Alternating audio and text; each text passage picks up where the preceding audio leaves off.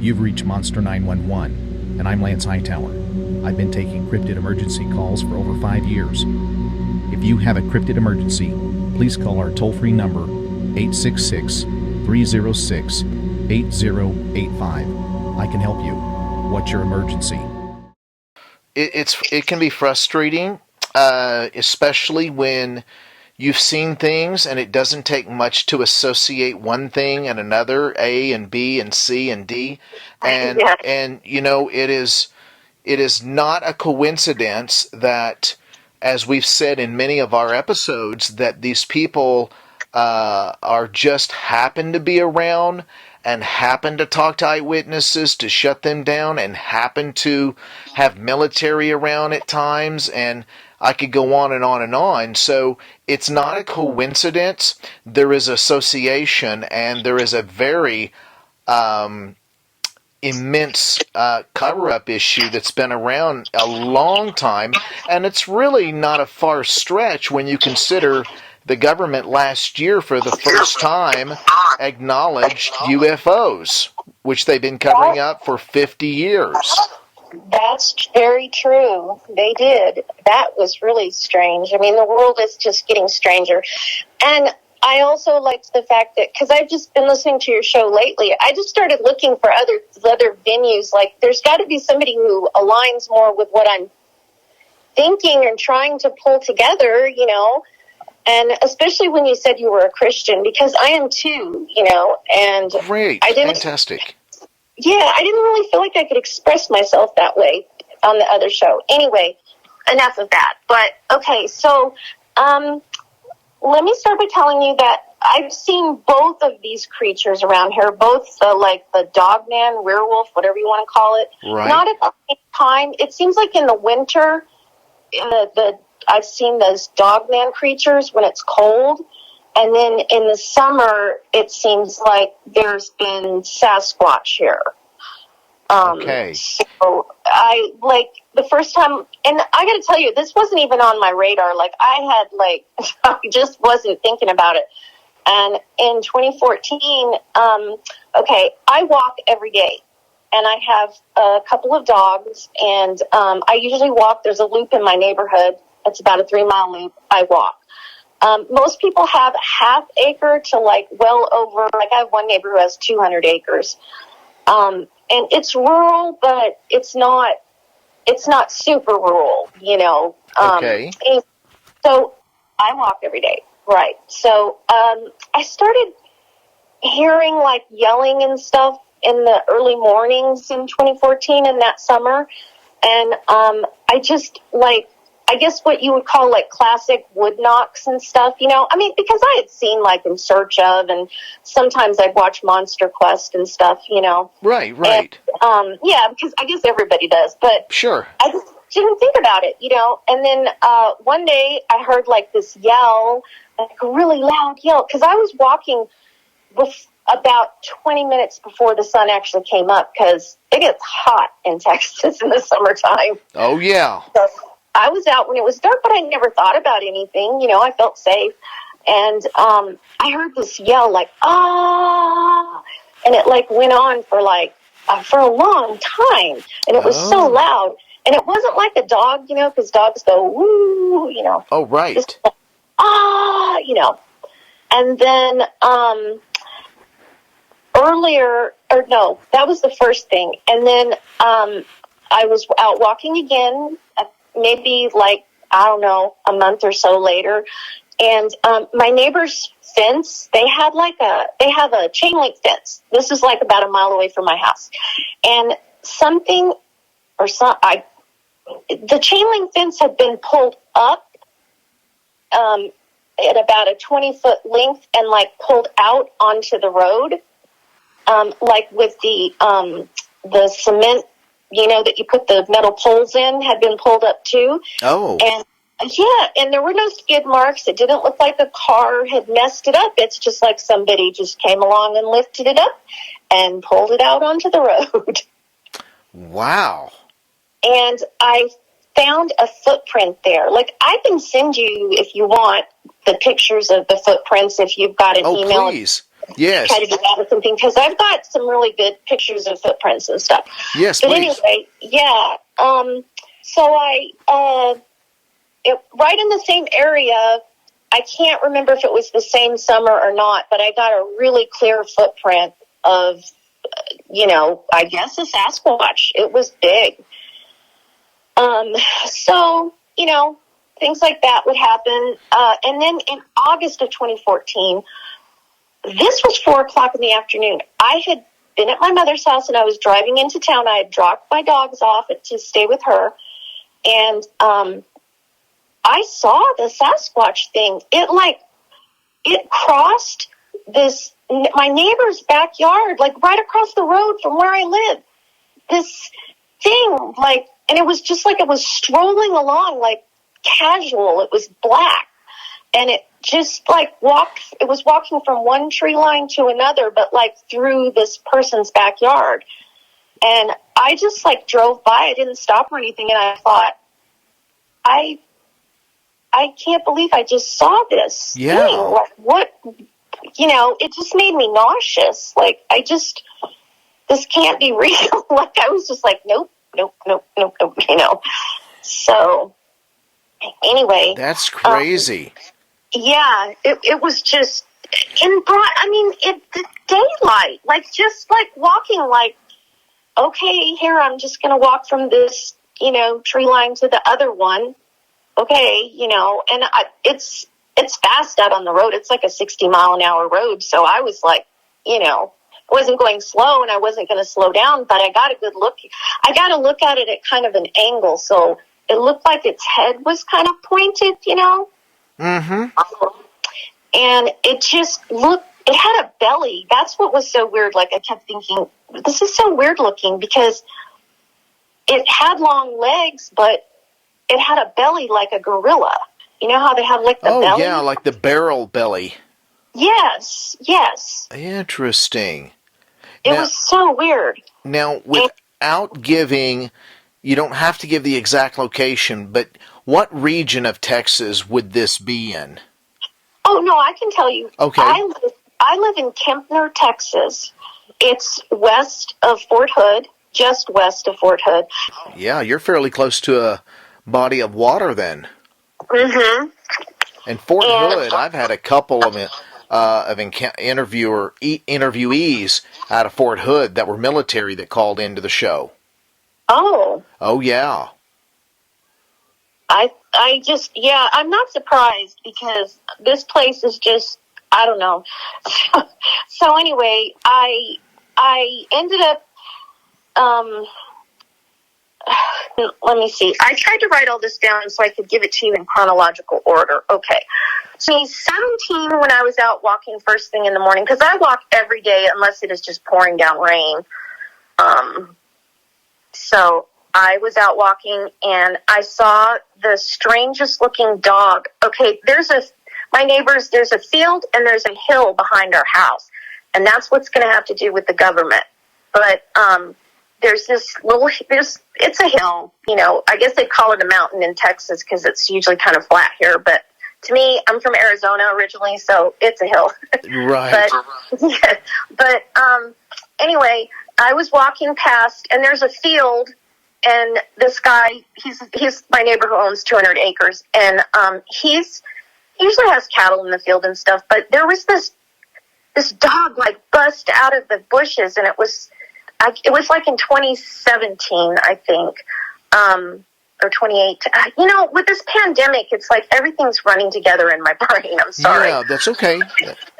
But anyway, so this thing, it was about the size of my pit bull, and it was gray and black and kind of white mottled. I don't like mottled altogether, and it had a flat back, and it was really low to the ground, and I thought it was a badger or something to begin with, because the shoulders weren't narrow like a dog, Okay.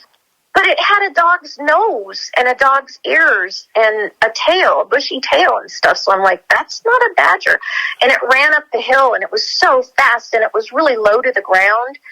And we had walked about it was just on the other side of, this guy has a fence line. He's got it all fenced in, barbed wire fence and stuff, but he's got trees and bushes and stuff. But anyway, it busted out of these bushes like in a panic or something. So it like ran up the hill. And at the time I thought, that is the weirdest looking dog I've ever seen. That is weird looking. I basically forgot about it until January of 2019, when, it started, and the reason I know it was January, because I have neighbors who they live closer to the hill. The hill is kind of north of my house, but in my backyard. And, the neighbors' kids had gotten a trampoline for Christmas. And so I was watching TV. It was around, 4 or 5 o'clock in the afternoon. So I hear the kids, and they start getting really loud. And I thought, oh, they're playing, and then it sounded angry. And I'm like, okay, they're fighting, because one kid was about, at the time, I think she was 8, and the little boy was 6 at the time. Okay. So I just keep hearing yelling after like maybe a minute. So I turn the TV down, and I hear the little boy, and he's like, Mom, Mom, Mom. He's just freaking out. So I walked out on my back porch. My dogs went with me. Okay. But they stayed on the back porch, and they usually love the kids, but they stayed on the back porch. I walked over to the fence line where he was, and he was so focused on the house, and he was like crying, red-faced, just in freak-out mode. And so he was standing on top of his trampoline, and I was like, hey, what's wrong? And he said, I want my mom. And I said, well, are you hurt? And he said, no. And I said, well, what's wrong? And he said, I'm afraid. And I said, well, what frightened you? And he looked at me, and he said, it had ears like a dog. And Wow. I just freaked out, because I'd been looking into the Sasquatch thing, and I had heard of Dogman at this point, because they seem to kind of be interconnected in some way. And so my heart just dropped. I was like, oh my God, So I said, okay, I need you to stay right there where I can see you. I'm going to walk through my side gate that's close to your house. They didn't have a fenced-in yard. So I said, I'm going to walk through, and I'm going to walk by I'm going to come get you, and I'm going to take you to your back door. And I guess by having an adult out there, when I turned around to start walking toward my gate, he said, never mind. And he jumped out, and that poor kid made a beeline for his back door. And I stood there and made sure that he got, in his house. Yeah. And right. So then, okay, I usually let my dogs out I go to bed usually around 10 or 11.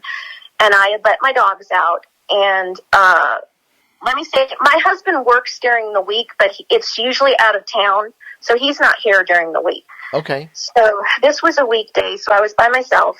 And I had walked out to let them out, and all of a sudden, I have a Catahoula and a blue heeler, but my Catahoula was just at the fence line, the far end of the fence line, and just freaking out, barking. So I walked back outside to call her in, and I heard this growling, like this deep guttural, like like a horrible, loud growling. I could hear it over her carrying on, and she's a big 100-pound big dog, Yeah.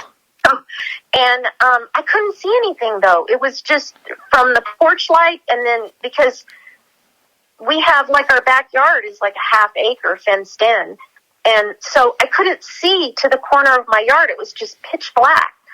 I could hear it, but I couldn't see it. And so I tried to call her, and so I walked out, and I had left my back door open, and I walked out to try to get her, and she wouldn't come to me. Like, she would stay just an arm's length away from me. She would circle me, and she even bumped into me a few times, like, back up, back up. She didn't want me to come too far out of the light. But she would not come to me. So I ran back inside, and I left the door open because I thought, I didn't know what it was. And I was like, I have to, my dog needs to be able to get back in the house. Right. So I ran back in, and I called my neighbor. I'm friends with my neighbors across the street that live west of me. And I called her and I said, can you send your husband over to help me get my dog? Because there's an animal in the field next to us. I can't see it, but it sounds big. And I'm afraid it's going to get my dog. So he came over, and when he called for her, she came right to him. And so we got him in the house and everything. And I never saw it. Okay, I never saw it. Okay. So then March of that year, that was January, March of the same year, we were coming home at night, probably around 9:30, 10 o'clock from a dinner party and I know it was March because it was my friend's birthday. So we were coming back from Colleen, and I looked over in the field. Now, I have walked by this field. We bought this house in 1996. So I have walked by this field for years. So I know every tree, every bush. And I saw this thing standing in the field. And it just kind of froze as the lights hit it. My husband didn't see it because he was looking at the road, and I was kind of just looking out in the field. And it just looked like a dark shadow of like a big wolf standing on its hind legs. Oh, like this wow. big wolf thing. Yeah. And so I was like, did you see that? And he was like, no, I didn't, so I'm like, okay. My husband believes that there could be a Sasquatch, but he does not believe that there could be. He thinks I'm misidentifying things. Right. How far away was this when you noticed it? It was like on the other side of my neighbor's house. Okay, there's my house, my neighbor's house, and then the 200-acre field next to our house with the little hill behind it. It was in that field, but it was, okay, maybe 300 feet from my house at that time. Oh, okay. Right. So wow. So nothing happens, and then in April is when I finally saw it in the daytime. So it was in the afternoon in April. I had gone to sit out on the back porch and play fetch with my dogs and stuff, and so I had gone to sit down and I was listening to some music. And so my Catahoula goes again to that fence line, and she starts staring at the field. And, I should just take pictures. I could send you, and then you can see what I'm talking about. But sure. You can see the field, and then there's another way farther back fence line that's got some bushes and trees. And so anyway, she was looking in that direction, and she was kind of like making those, how dogs will go woof, woof, real low, you know? Yes. And she kind of lowered her head like she was really zeroing in on something. So I walked over to the fence line, and I'm looking, and I'm like, I don't see anything. So I go and sit down. So now that was north of us. Now east, I'm looking out of my back porch east towards that field. And my neighbor, their house, and then they have at the time they had two outbuildings. One on the north side of their property, one on the south. And I have a huge ash tree in my backyard. So then my Catahoula ran over to the ash tree and was looking into the field from that direction. And she started barking and carrying on. So I got up and I started walking towards the ash tree. I got maybe 10 feet off the back porch, and I saw it. It ran between the two outbuildings, and it was so big. But it was so fast, and it was on two legs, and it was like gray and like darker gray or black or something, tipped ears and stuff. Right. And it had its hands, and it had hands like out in front of it, like a T-Rex, like holding it like claws. So it had like a bend in its hands as it was moving, its arms? Yes. Uh-huh. Like, that's what it looked like to me. Like, that's what it reminded me of. Like, that's how I can explain it, like a T-Rex. The hands were huge. It was hands. It wasn't paws. It was like hands. So you saw digits, yeah. Yes. They were curled. Like, it wasn't like, because you can see a dog's paws.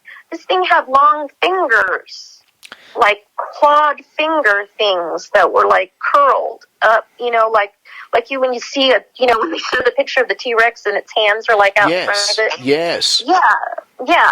So, but it was so fast. It was so fast. I've never seen anything move that fast, and I don't know where it went to. I was so shocked. I went and sat down, and still on the back porch like an idiot. Like, what did I just see?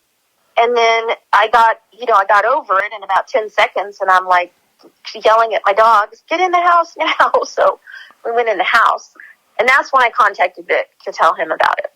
Okay. But in the meantime,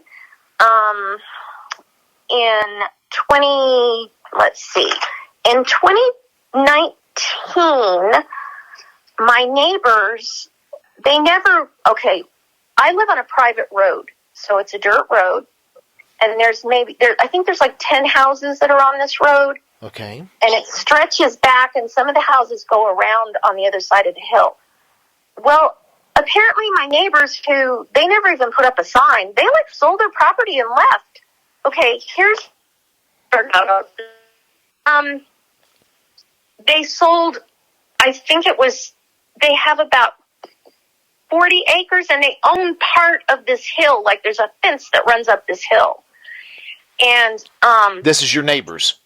Yes, they sold it and moved. So here's the weird part. Okay, so these guys, 5 young men of military age, they come to our door one Saturday and introduced themselves. And they said that they had just recently gotten out of the military, all of them, and that they had bought that land up there. Okay. And they were going to start a PTSD center for soldiers. So we're like, okay. I mean, we thought it was kind of strange, like, okay, we've never had anybody just come to our house and go, hi, we're your new neighbors and this is what we're doing, Right. But yeah, we were kind of like, and to me, that was kind of like, okay, what is going on? Because I had Black Hawk helicopters coming over this hill and this house for weeks afterwards, like flying over until 12 o'clock at night. Yes. So, anyway, flash forward a year. I don't see these guys. I don't hear from them or anything. So I'm talking to my neighbor her husband came over and helped me get my dog in the house. And I just mentioned to her, I said, have you seen those guys that moved up here, on the hill? I haven't seen them at all. And I said, I thought they would pave the road, because technically the land that they bought, they own the road. They own this road. They have to give us access to it, but they own the road. Okay. The road. So anyway, I said, I haven't noticed any increase in traffic. I haven't seen any news too, where they would say, soldiers open a, center for PTSD, right. Because they'd want the community to know about it. So I asked her, I said, what have you heard about this? And she said, she goes, you know what? That's the strangest thing. My husband was talking to them a couple of weeks ago, and he said that they told him that they weren't really opening a PTSD center.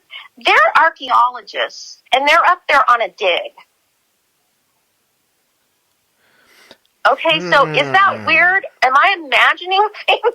No, so what probably is happening is they probably said that to you in hopes that they may have assumed that you might have had some of that anxiety or a certain level of PTSD since you had called Vic's show, and they're monitoring those shows directly, and so they thought that if they probably, again, I wasn't there, but I'm just kind of trying to make sense here. They probably thought if we say we're in a PTSD center that you might go, well, that's awful funny because, hey, I've been suffering that from this thing that I saw. Oh, I didn't think about that. It just didn't connect because, honestly, I don't talk about this. Like, I told Vic. Yeah. You're the only person other than my immediate family. I've never even told friends. The only other thing I can think of, especially seeing these helicopters, and this was a question that comes up often with eyewitnesses, is how in the heck, Lance, did they know? Because I hadn't shared anything yet. And the only other thing that I can think of is a couple things.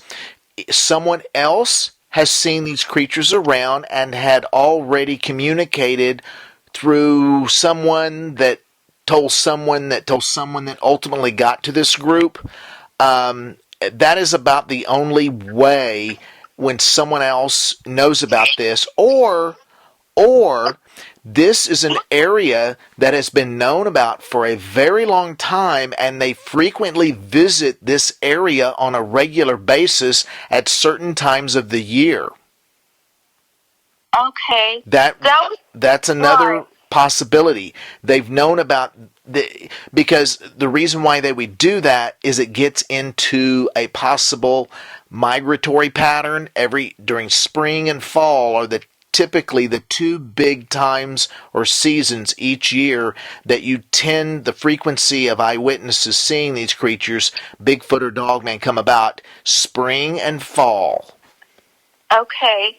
Well, that would kind of make sense then, because I thought that it was tying together. And since they've bought that property, I can tell you they were up there. They were shooting. And it is against the law, I know, in Lampasas County to discharge a weapon after dark. And they were up there, and I heard somebody say, because I had opened the back door, because I'm nosy, apparently, a nosy neighbor, like, what is going on? Right. And they had lights up there towards the field, and I did hear a man say, "There it is." But then, they only shot a few times, and then they stopped, and I was kind of like, okay, I'm not getting involved in this. So I shut my door, Yeah. And that's really strange. Yeah. Go ahead, I'm sorry. I'm sorry. So, and at a couple of times, like over a 2-week period, I remember I had opened the door around 10:30 at night to let the dogs out. And this was after I had heard them up there say, "There it is," or, shining lights. And I think maybe there was like 3 or 4 gunshots or rifle shots. And it was hard. It's hard to tell exactly what weapon they were discharging, because there just seems to always be an echo around here. But I think it was up in that direction. But I know this is going to sound crazy, but it sounded like sonar. In what way did it sound like sonar, if you don't mind explaining? Like you hear when they talk about sonar, like boom, boom, boom, boom, like, that echo, kind of like a submarine. Oh, like a submarine. That, like, yes, that's it. Yes. Oh, really? I'm like, I'm 4 hours away from a beach at Galveston. Yeah. They have And this was on the property that they bought. And then you heard this was at night? Yes. And I just shut the door. I was like, I don't even want to know what that is. I don't even want to know what that is. Wow. Looked at my dogs. I'm like, you're not going out right now. Yeah. And then I heard it about a week later. And I have seen since then a couple of times at the far fence line, glowing green eyes. But I can't tell you that it's an animal, or is it like NVGs or something that somebody's using? I don't know. That's a great question. I don't know. So getting back to the helicopters, when you saw the helicopters, was this at night or during the day? Sometimes it's either in the late afternoon, like around 5 or 6 o'clock or something sometimes. But the 2 times I was on Vic's show, they were up like the day after I was on the show. For 2 or 3 nights, they would circle, and they would, and I realized, I don't know, could it just be a coincidence? I don't know. Well, the natural tendency, human nature, is that, you want to say, a part of you wants to say, oh, this is just happenstance. But I've learned over the years that when you say that, it's possible, it really is, but here's the thing. With these shows and these creatures, it's not necessarily probable. Is that with the association, these people follow closely these shows more than what you think. That's why I don't give names and locations. They do follow them. Well, look at it this way. If you or I was in the same business of trying to find out where these creatures are at, because we don't really truly have a handle on these creatures, and these creatures don't come with chips in them, in my opinion. I've heard very stories, but they don't come with microchips in them like our pets, that we have microchips in case we lose them. These creatures are roaming nomadically everywhere. So what you're doing is you're relying on social media, police scanners, fireman scanners, and these shows. And because a few shows have people that contact these podcast hosts like myself, and a lot of these podcast hosts don't eliminate locations and names, and it's not a far reach for these people to use a lot better technology than you and I have access to locate you. Oh, okay. Yeah, see, I wanted to believe that, but I just felt like maybe I was imagining things because Vic was like, there's nothing to that. There's nothing to it. No, there's a lot to it, matter of fact. And I'm a level-headed person. I've been in healthcare 24 years, all in the sciences and biologies and chemistries, very sound, practical type of areas of study. But I can tell you, by circumstances that I had no idea, being very green at interviewing a lot of people in the very beginning and then later connecting the dots, there was a lot of very interesting associations and patterns that were happening with people that shortly after, not even talking to me, but just having an encounter, sharing with a few friends and locals in a township, all of a sudden roads were closed by local sheriffs or military, and they had people show up in dark windowed vehicles with government tags asking very broad, generic questions about who you are. They would ask questions to your neighbor. Well, tell me about how long have you known her? What does she do? What time does she come home? What kind of individual would you say she is? You know, they ask and they're puzzled why they're asking that about your neighbor, you know. So they extract information, and people readily give it, even though they don't submit a badge, they don't say which agency they're from, who they represent. And they know people will give that information freely if you act with authority and assertiveness. Well, I can tell you that as far as these young men go, let me tell you, my husband was in the military 21 years. Who was? And my husband. Oh, okay. So I can tell you without a doubt that those were Black Hawk helicopters that have come over my house multiple times, because I know what they sound like and I know what they look like. Okay. And because that's what my husband was in, aviation. And when those guys came to our front door and introduced themselves, when they shut the door, my husband looked at me and he said, "Those guys were special forces." That's what I was going to ask next. I was going to ask next is if your husband he was there. So tell me, how did your husband... Tell me about their appearance, what they were wearing, and how your husband knew they were special forces. Aside from his experience in the military, did he see something, a tattoo, or how their language? Can you go into that a little bit? Sure. Okay, we talked about it, and I said, "Well, what do you mean?" And he said, "Well, because they've worked together before." He said, "I can tell. You can tell by the way that they talk to each other, they look at each other." We know people that were, I guess you'd call black helicopter people anyway. We have a very good friend he's retired now, but he was in that. Okay. So you kind of know maybe a little more than a lot of people do. But anyway, And the fact that they said that they had just been out not that long, and this one guy, and I was like, well, he said, well, they haven't been out long because they're still kind of talking the same way that you do and holding yourself the same way. And the one guy had like a beard and longer hair, and he said, there's no way that it could grow out that long. See, my husband notices stuff like that, and he's like, there's no way it could grow out that long in the amount of time. He just said he got out 2 months ago. So do you think... Unless he was special forces to begin with, because they have long hair, because they can mix in with the locals. I got like you. in the Middle East, because he had black hair. But their mannerisms said some type of military special ops training.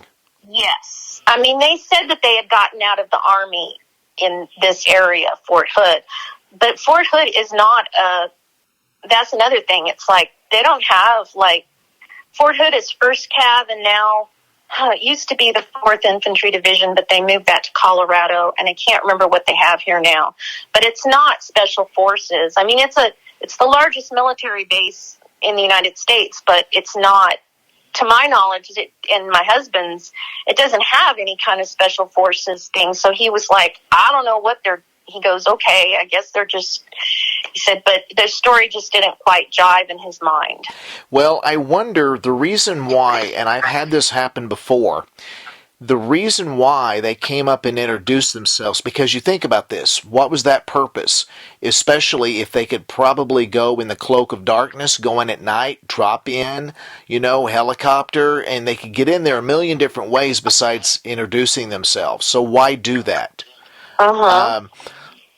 Exactly. In just my hearing this, the reason why is that they run the risk of being seen in and out of the property, because you would see people probably on it, either driving around, walking around, and or hearing something, and therefore it would cause a lot of ruckus. And then, but if they introduce themselves, that this is what we're doing, we bought the property up there, this is who we are. So therefore, from that point on, if you hear any noises, if you, especially bizarre noises, or you happen to see something up there, you can more or less associate, oh, it's just those guys up there that bought the property. They're I don't know what they're doing, but I know who they are. No big deal. That is the psychology, it sounds like to me, versus not introducing themselves, and the neighbors leave, and you go, what's those noises going on? What's going on up there? I'm going to call the sheriff, the highway patrol. What's going on? So now these guys probably have a lot higher clearance than what they said they were, especially with your husband recognizing either special forces. But that's one way to kind of avert around that, is introduce yourself. Therefore, whatever happens after that, you're like, well, that sounds really weird, but okay, they're doing something. It's none of my business. Yeah, I know. Well, at the time, like I said, my husband was like, they've worked together, and he said they're tight. And because I kind of stepped away once they introduced themselves, because they started talking Army, this and Army, and I'm like, okay, I've met them, so I kind of stepped away and let my husband talk to him, but because I had answered the door to begin with. But anyway, it was just so strange. And I got to tell you too, not 6 months ago, and this is going to sound weird, I'm opening the door to let the dogs out. I saw this, I don't know what it was. It looked big, like the size of maybe like an SUV or something, but it was like floating, and it looked like the back of it looked like an ice cream cone, and then the front of it was round, but it was like at an angle, like the ice cream cone where the ice cream is kind of falling out of it, and it was all lit up, like glowing, and it was kind of bouncing. And then when I walked out there, and I was like standing there with my mouth open, like, what is that? And it like went on the other, it like kind of lifted up and went on the other side of the hill. So the back end looked like An ice cream cone as far as an upright ice cream cone? Well, it was sideways. It was like an ice cream cone that was sideways. Okay. Okay. So it looked like it was like a triangle, right? Right. And then the front part of it was round, but it was it wasn't like right in front of the biggest part of the triangle. It was kind of hanging off. So like if you had taken it to look like an ice cream cone and held it up in your hand, like the cone, the ice cream itself was kind of like off to the side a little bit, like the round part of I don't know. I'll draw a picture of it for you. Yes, please. Would you do that for me? Draw a picture. Yes. And just draw the best you can, and then send that to me. Take a picture, and you can just send it on this. This is my private number. Can I? Okay. And then send that, because I'm kind of baffled here on what that might have been, that vehicle. Now, I'm definitely going to tell you, these groups that, and this is just my opinion, I have no ability to say this is absolute, but this is just, I've spent many, many, many hours thinking about this.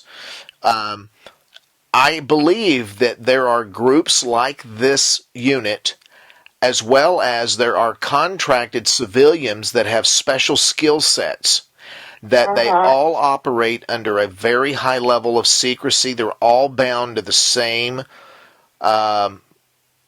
contracts of high secrecy, and to locate, eliminate, and extract these biological type of unknown entities.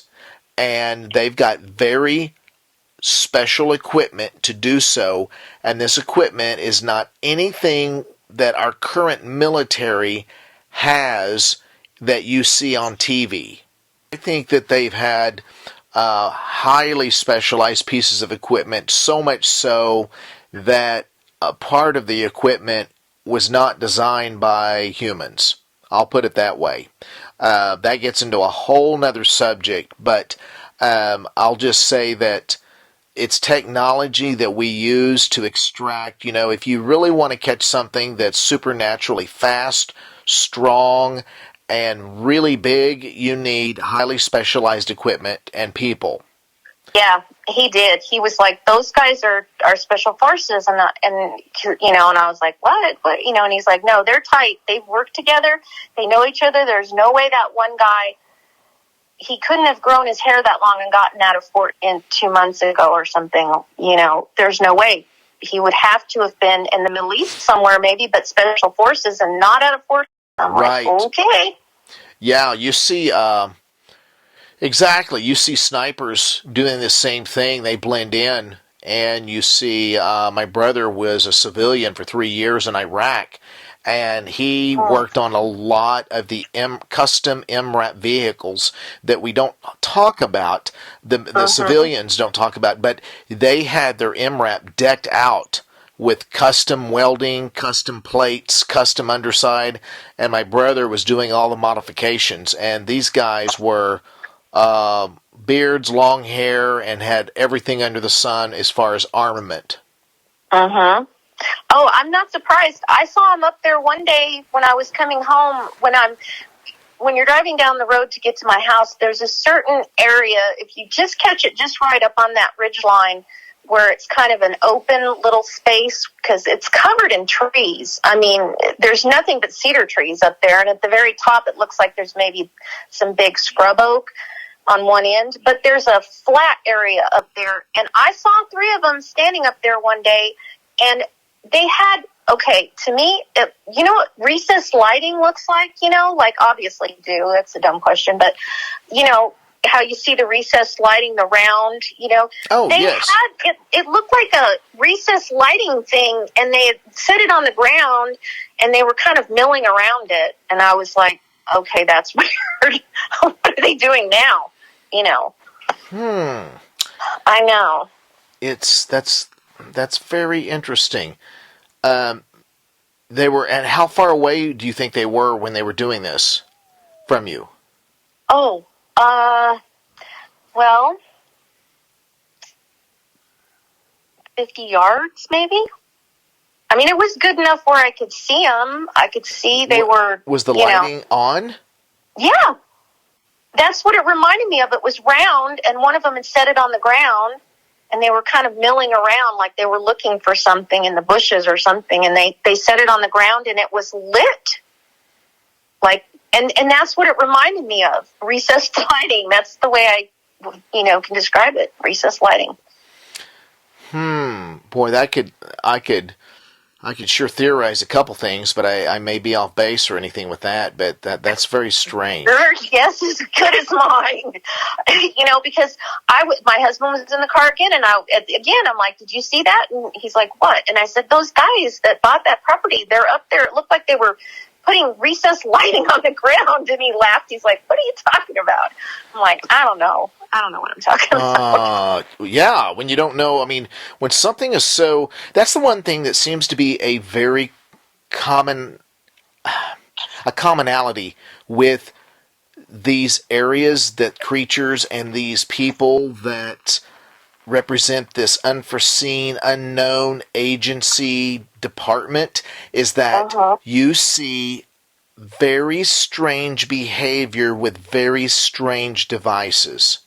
That is it's such a resonating feature of these areas where they're in there trying to extract, locate, and extricate these unknown creatures. You see very strange equipment, very strange behavior, very coded words that they use that are very ambiguous, and that is over and over and over again. I know. And then when you texted me, and then they were out there. I had we had a package dropped off, so they rang the doorbell. So I had gone out to get it, and they were talking to my neighbor's husband again. They were out there, but it looked like they were filling some potholes on the ground or something, and then they kind of they put a gate up at the end of our road now for the property that they bought, and it looks like they've got it locked and stuff, so you can't go back. Nobody can even drive past, once you get to the area where they have I think there's a couple of houses up there, and there's the water tower, Kempner Water. That's, at the end of our road, and so they've got to let those people up there. I know they do. But it's just so weird. So, yeah, to say that they are PTSD group or foundation and then tell someone else they're archaeologists, it doesn't make any sense. I think what they're doing is trying to associate a common theme by knowing the background of each neighbor. So it's like, we're part of you. We're part of you. That's just my 2 cents. I could be way off base, but it sure seems so. I know. It's just so strange. Thank you so much for calling me back, because this has just been, I've been holding it all inside because, like I said, I couldn't, but they couldn't listen to me. It was like, I don't, part of me, without, I'm in agreement with you. Everybody is free to believe whatever you want. I mean, that's true. But I will say emphatically that there is not even a close association, but a direct association and correlation with a government agency that we still don't know how many types of agencies are involved. We can probably guess it's at least 5 or 6. The National Institutes of the NSA, the NSI, the CIA, and we could go on. That I'm sure there's a handful in each group that represent this overall spectrum of this MiB branch or this unknown agency. They're never elected. They're all appointed, and they have, in my opinion, there's thousands of them involved. And they live in practically every state. They also contract out, as I said, private civilians, and they're under contract as well because they have a special skill set. They're able to track, hunt, call, whatever. And so they're under the same contractual obligation as they are. And they're not military, but they help and assist the military in locating and are capturing these creatures. I mean, that's just not that is a fact. And so I find it very strange and very puzzling unless Vic has had, or they have had, some interaction and he was told not to say anything or acknowledge it over his show. I wondered about that too, because, it was just like, and then, so I just thought, well, I'm only telling part of what I think I know. Mm-hmm. If I can't say this, how am I helping anybody, or how am I helping myself if I can't tell someone? Well, that's just it. So, I mean, I can't prove what I just said. Again, it could just be a flat out, he doesn't acknowledge that. But, it's really hard to form opinions when human bias gets in the way at many times with this type of genre, this subject matter. And people easily, well, I believe in Bigfoot, but I don't believe in Dogman, or everybody knows all Dogman eats donuts, everybody's got this interesting concept or belief system that tends to actually, in most cases, be totally false or wrong. And so I've learned over the last 5 years, you've got to be open-minded, or you should be. And by the way, again, it is very, very high association of these people, many eyewitnesses being questioned by these unknown agents in a tagged government vehicle, and these people are very brash, they're very direct, and they're very generically secret about who they are, who they work for. They show no badge, and they're very much aggressive in their behavior, and they know, and that's intentional, because if they can be very assertive and ask a lot of questions without you thinking, they know they can extract everything they want. And that's just those are just tactics. I know. I just, like I said, I thought it was weird that because they went to everybody. It wasn't just us. They went to my neighbors. They went all the way. They started, because we live closer to the road. They just started and worked their way up to their property, like talking to people, introducing themselves. And it scared my poor neighbor that I'm friends with. She thought they were going to do a home invasion or something, or, because I talked to her afterwards, and she was like, "Did those guys come to your house to begin with?" I thought, because nobody just comes up to your house out here. Well, it could be a number of things. It could be a number of things. These guys, they've got a mission, and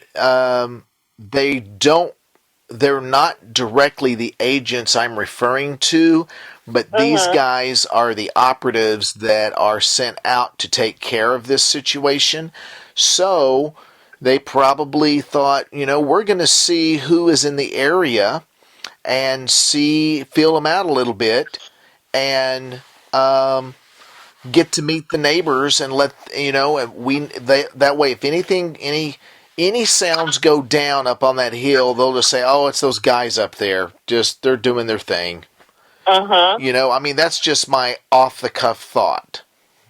I know that they've put, but I only see it in the summertime around as it gets dark, because I don't go outside now after dark. I'm just too scared. But in the summertime, it doesn't get dark until between 8:30 and 9. So sometimes I'll be out there with the dogs, and they've put up floodlights up there too, like on the hill, because I've seen them come on. So but only in one area. So I I don't know. I just don't understand. You know, like, okay, we're opening a PTSD center. Okay, now we're archaeologists. It's like, what?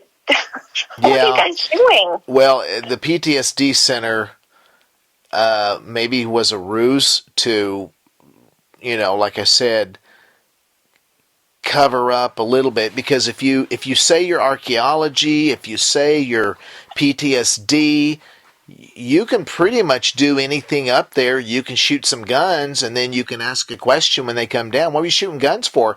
Well, we're up there where we have a target range. This allows, it's part of the healing process of the guys with PTSD we just have fun target shooting. We've got a target range up there. Or, it's we were out digging at night, archaeological wise, and then we came across a couple coyotes, and so we shot a couple coyotes. So you can always think of another story to cover the main, what you're up there, your intent or purpose was. You can always think of something, but it's just too weird of a association that these guys and how they approached, and that your husband, I trust more your husband's instincts than anything to say, so do I, these guys are not who they say. Yes. He's seen combat. He has been to the Middle East 2 times. So he knows how people, act when they're in a unit together and know each other. And they've seen combat. Exactly. You just know it. It's kind of like anything. You just know what you know, and it's just that God-given ability when you've been through different types of, if you will, for lack of a better, hell and back, depending on what that hell is, then you just know, okay, this person's seen some stuff. And even just in casual conversation, you don't have to get specific. You just know, okay, this guy has seen some things, and yeah, I'm talking to the real deal here. But that your husband's opinion really that perks the flags up right there. Yeah, I think so too, because he's been around enough people. I've been around his friends that have been involved in that kind of stuff too. Mm-hmm. And so they hold themselves a certain way. They do. They talk to you a certain way. They're very direct people. They look you in the eye when they're talking to you. They don't go down rabbit holes. They don't ramble. They just say what they got to say, and so yeah. Yep, to the point. Yep, and that is, well, that's very typical, as you know, of military training. And that's very typical of how these, now the tactics that the agents use is a little bit different. They're a little bit more socially suave in some ways, but yet the tactics they use is still somewhat militarily brash. They're a bit, and even these gentlemen sounded more respectful in many ways, whereas these agents are not respectful.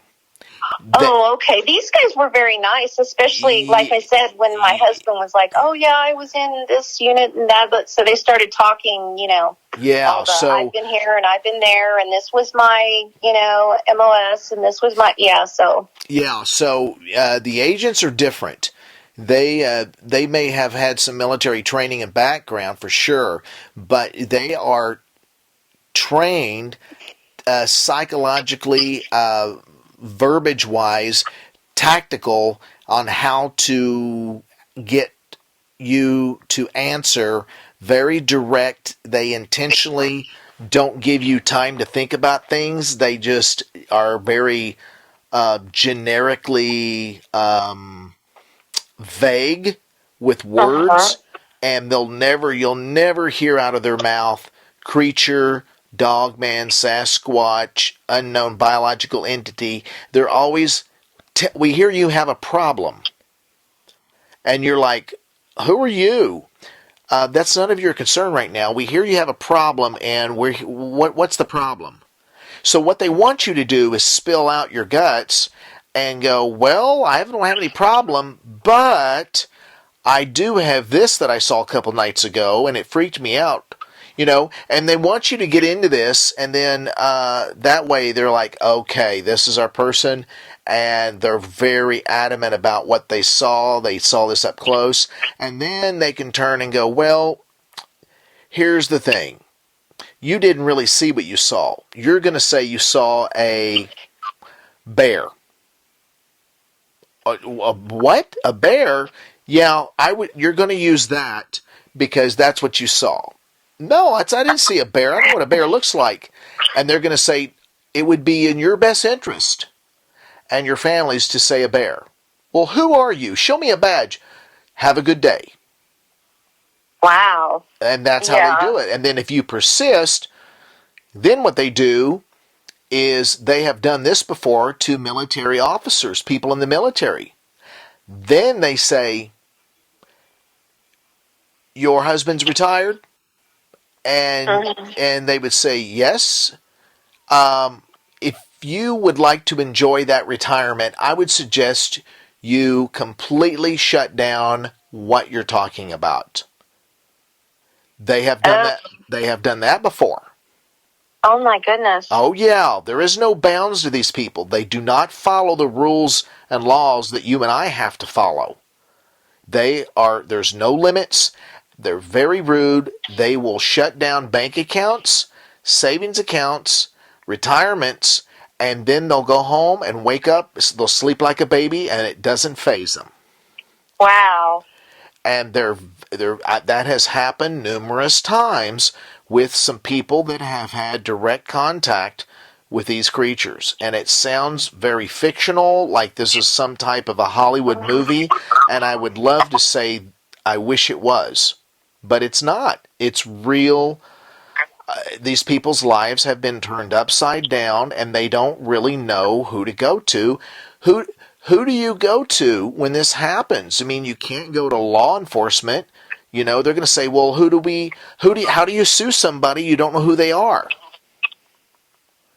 That's just it. It's just like a ghost. It's like suing a ghost. Well, you're going to sue the government? Well, okay, who? Which branch? Who's in charge? Who's your supervisor? Give me an agent name. You have nothing. And that's the problem. It's very frightening. It is so unusual, but that has happened. Well, that's highly fascinating, and I can't thank you enough for sharing this. Texas is one of those states that I get a lot of calls from, and as well as Oklahoma. And there's other states that have a high number of sightings of Sasquatch and Dogman and other creatures too. But the size of Texas, you look at Fort Worth, Dallas, you go, my gosh, there's a lot of people. But you get outside the outskirts of in places of Texas, there's nobody for miles. No, there isn't. And the thing about it is there are, you'll have, a house here, a house there, and then it's just like thick woods. Yes. And then a pond and a field, and then a couple more houses. And that's kind of the area that I'm in. Yeah, and see, there is miles and miles of that in Texas, in Oklahoma, in Kansas. Every state has that. But especially your Midwest, we're not really, we've got some we've got some states that's got some big cities from Minnesota, St. Paul, Minneapolis, all the way down to Fort Worth, Dallas. But still, in the grand scheme of it, the Midwest is not as populated as either coast. That's true. And so we still have miles of open woods and pastures and grasslands and ravines and lakes and river systems that you just don't have a lot of people. And you just don't have a lot of people traffic at all. So if you don't mind, to send me some of that, draw that ice cream cone looking vehicle, and they'll send some of those pictures. Sure, yes. I've had other things happen too, which, I can tell you about another time, but because I've seen it. I've seen them again, but that was just kind of leading up to the people that, had bought the thing and everything. But yeah, I'm going to send you some pictures, and I'm going to try to find. I walk in a park that's near here, and I walk 3 times a week over there just as a change of pace. And I think I still have the picture. They posted, I guess it's been 3 or 4 years ago now. They posted over where the park, like when you pull into the parking lot, and then it's a walking trail. It's like a 2-mile loop. Anyway, they had posted one day that a Sasquatch had been seen in the area, in the park. And they had this list of things like back away from it slowly if you see the creature, and like to call this number, which was the Parks and Recreation. And it was just like, this is getting too weird. Yeah, so when you call that number, then it goes up to another number, and then they call these agents. Okay, yeah, because, I've never seen one over there, but it was just weird that, because, some of the people I've walked there, too, for a while, and so I kind of recognized people, and I even have some neighbors who, they walk their dogs over there, too. But anyway, they were kind of standing around, and I'm like, what's going on, guys? Good morning. And they're like, look at this, It's like, right. Oh, Lord, it never ends. Right. And it's that way in many places across the country, many places every day. And so there's plenty of job security for this group, for this agency.